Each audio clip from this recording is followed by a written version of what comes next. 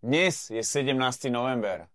Chcel by som vás všetkých poprosiť, aby sme sa na chvíľu zastavili a zamysleli nad tým, ako sa k sebe správame. Kam táto spoločnosť speje, keď nie sme k sebe slušní, keď sa stále iba hádame. Keď namiesto toho, čo nás spája, hľadáme iba rozdiely. Keď zabúdame na rešpekt, na obyčajnú úctu, na ľudskosť. Príde mi úplne mimo, keď mladí ľudia v autobuse nepustia starších sadnúť. Keď do vás na ulici niekto vrazí, ani nevie povedať prepáčte. Keď zabúdame na obyčajné s dovolením alebo ďakujem, je veľmi smutné, kam sa ako spoločnosť posúvame. Budúcnosť máme v našich rukách.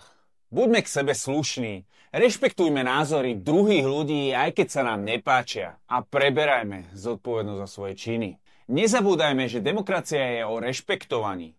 A každý z nás je tak slobodný, pokiaľ jeho sloboda nezasahuje do slobody druhého. Aj my môžeme byť iskričkou, ktorá zapáli zmenu. Začnite od seba. Buďte príkladom pre ostatných. A ďakujem.